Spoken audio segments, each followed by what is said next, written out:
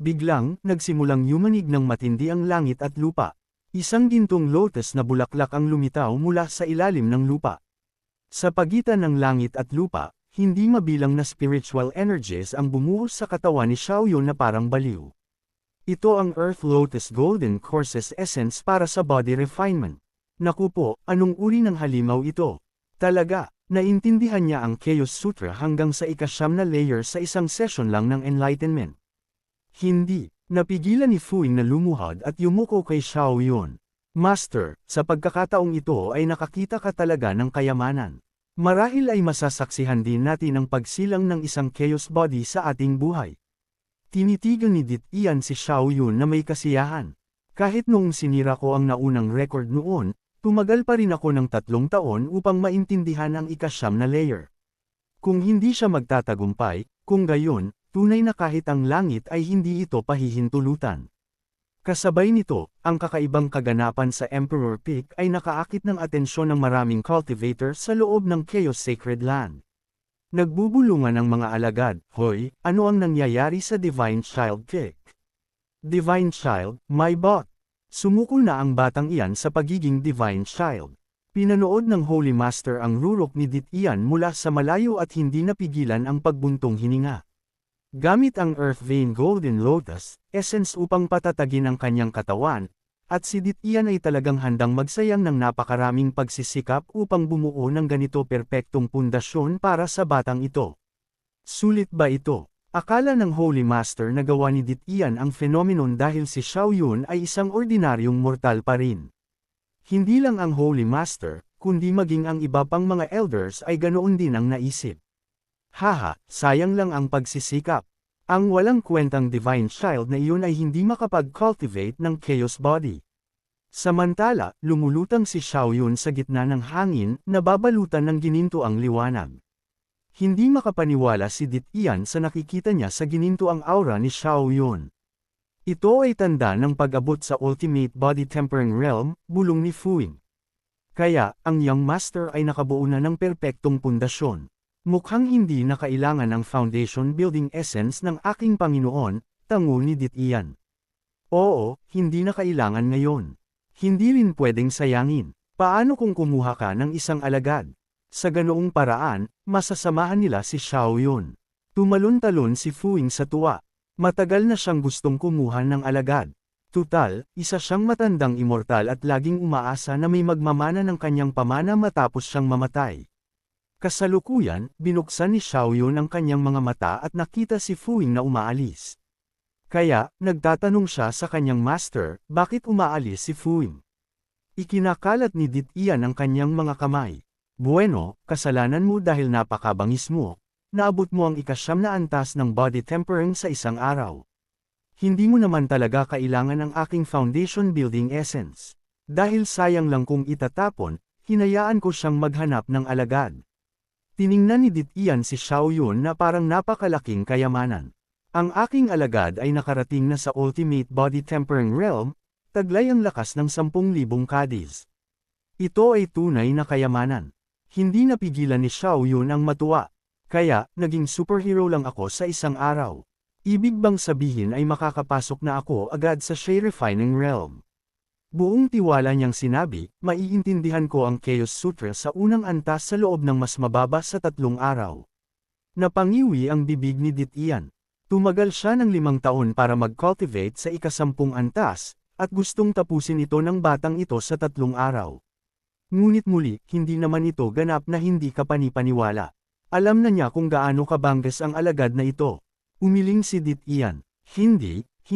Umaasa ang iyong master na kaunti lang ang pigilan mo sa iyong cultivation. Intindihin mo na ang ika-10 antas. Huwag magmadali. Sa iyong talent, ang pag-abot sa rurok ng bawat realm ang tanging paraan upang tunay na maging invincible. Casual na sinabi ni Xiaoyun, sige, pipigilan ko muna ang paglampas. Nararamdaman lamang ni Dit Ian na masyadong kampante ang kanyang alagad na parang gusto niyang inisin ang mga tao. Pagkatapos ay nagpatuloy. Siyang nagsalita kay Xiaoyun. Alagad, bagamat pinipigilan mo muna ang iyong cultivation, maaari kang magsanay ng ilang combat skills. Sa ganoong paraan, malalampasan mo ang Ultimate Realm at makakapasok sa maalamat na Forbidden Domain. Nagulat si Xiaoyun. Kaya ang Ultimate Body Tempering Realm ay hindi ang limitasyon. Ano itong Forbidden Domain? Ipinaliwanag ni Ditian, ang 100,000 kadis ng lakas ay ang theoretical limit lamang ng Body Tempering Realm. Gayunpaman, ang ilang mga monsters na may espesyal na physics ay maaaring umabot ng mahigit 100,000. Ang realm na ito ay tinatawag na Divine Realm. Napuno si Xiaoyun ng pagkasabik. Ano pa ang hinihintay natin, Master? Bilisan mo, turuan mo ako ng combat skills. Ngumiti si Ditian at sinabi, alagad, huwag kang magmadali. Hindi maaaring basta-basta lang ay cultivate ang combat skills. Kailangan mong pumasok sa Ling Xiao Pavilion. Ito ang magkukusa at tutulong sa iyo na pumili ng iyong mga combat skills. Kapag natapos ang body tempering ng alagad ni Fuing, maglalakad-lakad tayo bukas ng umaga, ayon sa aking ayos. Sa sandaling ito, ipinasok ni Fuing ang isang matalino at maliit na babae. Binabati kita, young master, sa paglikha ng isang Supreme Foundation. Xiaoya, bilasan mo, batiin mo ang iyong senior brother. Tiningnan ni Lin Xiaoya si Xiaoyun na may pagtataka. Pagbati, senior brother, narinig ko na isinuko mo ang iyong divine child status. Totoo ba iyon? Nagbago ang ekspresyon ni Fuing, at mabilis niyang pinagalitan, brat ka. Huwag mong tusukin ang masakit na bahagi ng ibang tao. Hindi pinansin ni Lin Xiaoya ang kanyang master, habang nakatayo pa rin ang kanyang maliliit na tenga at nagtatanong na may pagtataka, ano ang iniisip ng senior brother tungkol dito? Hindi gaanong nagsalita si Fuing. Direkta niyang itinapon si Lin Xiaoya sa isang malaking batya. Bilasan mo at buuin ang iyong foundation, ikaw na pakyalamero. Maswerte ang batang ito. Ito ay orihinal na inihanda para sa young master, pinagsama ang maraming heavenly treasures. Sayang, ang young master ay nakapasok na sa ultimate body tempering realm, kaya wala nang silbi para sa kanya ngayon. Kinabukasan, dahil sa bagong alagad na tinanggap kahapon, medyo marami ang pumunta upang pumili ng combat skills ngayon.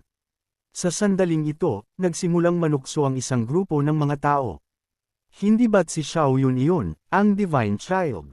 Nandito siya para subukan ang kanyang combat power. Divine Child, my bot. Regular na alagad na lang siya ngayon. Sa tingin ko, maswerte na kung makarating siya sa 30,000 kadis ng combat power. Pusta ko, 20,000. Narinig ni Xiaoya ang kanilang panunukso at gusto niyang isilid sila sa inidoro ng 10,000 taon. Master, hayaan ninyo kaming mag-senior brother na subukan din ang aming combat power. Sabi ni Fuing, sa lakas ng young master, hindi na kailangang mag-test. Ngunit nagmakaawa si Xiaoyun, Master, hindi niya kailangan, pero ako, oo. Pakiusap, hayaan niyo kami. Hindi mapigilan ni Fuing ang batang pasaway, kaya pumayag siya. Sa sandaling ito, sumigaw ng malakas ang isang gwapong lalaki at sinuntok ang stone tablet. Agad na nag-react ang stone tablet, naglabas ng maslant iyan na liwanag. Hindi niya mapigil ang lumuhad at magbaw sa sarili. Haha, 5,000 kadis na naman. Tunay nga akong genius. Puno ng paghanga ang mga disipulo sa ilalim sa talent na ito, umaasang magiging isang horizon sa hinaharap. Puno ng paghamak si Xiaoya. Hindi ba't 5,000 kadis lang? Ano ang maganda doon? Kaya ko rin iyon. May nanukso, maliit na babae, huwag kang magsalita ng walang kaparirikan. Ang 5,000 kadis ng lakas ay isa ng great accomplishment ng Chi Refining Realm. Ilang geniuses lang ang makakakuha ng ganoong lakas matapos buuin ang kanilang foundation. Maliit na babae, wala kang alam. Huwag kang magsalita ng walang kaparirikan. Wala kang kaalaman, sabi niya nang may paghamak. Kinikilala kita, 3 beses mo lang sinuntok ang Chaos Bell kahapon, habang ako ay 4 na beses. Umaasa sa iyong maliit na talent, naglakas loob kang umasta ng mapanukso sa harap ko. Nakakatawa. Hindi napigilan ni Xiaoya ang kanyang galit. Kaya, agad siyang pumunta sa harap nito at galit na sinabi, hindi ba't 5,000 kadis lang? Ano ang maganda doon? Ipapakita ko sa iyo. Malinaw na hindi siya naniwala kay Xiaoya. At lumipat siya sa isang maliit na bangko para umupo at hintayin siyang mapahiya. Ibinaba ni Lin Xiaoya ang kanyang maliit na kamao at marahas na sinuntok ang stone tablet sa harap niya. Sa stone tablet, agad na bumalot ang isang Silverlight. Sa sumunod na segundo, natigilan siya. Silverlight. Paano ito posible? Tanging 5,000 kadis o higit pa ang maaaring magdulot ng isang Silverlight na lumitaw. Ang lahat sa ibaba ay nagpapakita ng labis na pagkadismaya. Maaari bang ang maliit na babaeng ito ay nalampasan ng sheer refining completion at nakapasok na sa sheer refining peak? Paano ito posible? 6 na toneladang lakas. Seryoso, bumalik si Xiaoyan na tuwang-tuwa sa sarili. Shifu, nabigyan ba ng karangalan ng alagad na ito ang iyong pangalan? Ngumiti si Xiaoyun. Gaya ng inaasahan mula sa aking junior sister. Napakagaling. Susunod, turn ko na. Nang sandaling iyon, nagsimulang bamulong-bulong ang isang lalaki ng may paghamak. Haha, ano ang maganda doon? Malamang ay katulad ka lang ni Xiaoyun, umasa sa mga madayang paraan para makuha ang lakas na iyan. Gustong-gusto na ni Xiaoyan na ay sobsob ang mukha nito sa dumi. Senior brother, isa akong walang kapantay na prodigy. Hindi siya nanday, buong kapalaluan niyang inilabas ang isang laway. Prodigy my food. Alam mo kung gaano kaganda ang mga benepisyo ng Divine Child. Bobo lang ang tatalikuran iyon. Siguradong nahuli siyang nandadaya ng Holy Lord at isinuko ang posisyon ng Divine Child para iligtas ang kanyang mukha. Sumama ang isang grupo ng mga nanunood. Kung susuriin mo iyan, anong Divine Child, my ass? Walang hiya, tiningnan ni Xiaoyun si Fuing na nagtataka. Mukhang target tayo ng lalaking ito, young master. Ang taong ito ay alagad ng Supreme Elder T, ang laging kalaban ng Master. Agad na naintindihan ni Xiaoyun. Kaya, siya ang kalaban ng Master. Hindi nakakagulat na target niya ako ng ganyan. Sa sandaling iyon, isa pang gwapong lalaki ang lumipad sa entablado. Ang kanyang kumpiyansang boses ay umalingaw sa buong plaza. Pagkatapos ay ipapaalam ko sa inyo ang tunay na kahulugan ng pagiging isang 1 in a million prodigy. Sumigaw ang mga tao sa ibaba, si Chu Jingxiao. Kahapon, bukod kay Xiaoyun, siya lang ang super genius na nagpatunog ng kampana ng 5 beses. Balita na naging alagad siya ng Supreme Elder Tianyi. Iyan ang pangalawang ranggo na Supreme Elder sa sekta. At malapit na siyang makapasok sa Celestial Realm. Tingnan ang kanyang aura, nakapik na sa Chi Refining. Tiningnan ni Chu Jingxiao si Xiaoyun. Ang inggit at pagkamuhi ay lumabas sa kanyang mga mata. Xiaoyun, panoorin mong mabuti. Dahil dito, lumingon siya at marahas na binagsak ang kanyang palad sa stone tablet, na sinamahan ng malakas na tunog at pagputok ng nakasisilaw na Silverlight. Sumigaw ang lahat, ito ay Silverlight na may pahiwatig ng ginto. Nalampasan na nito ang 50,000 genes.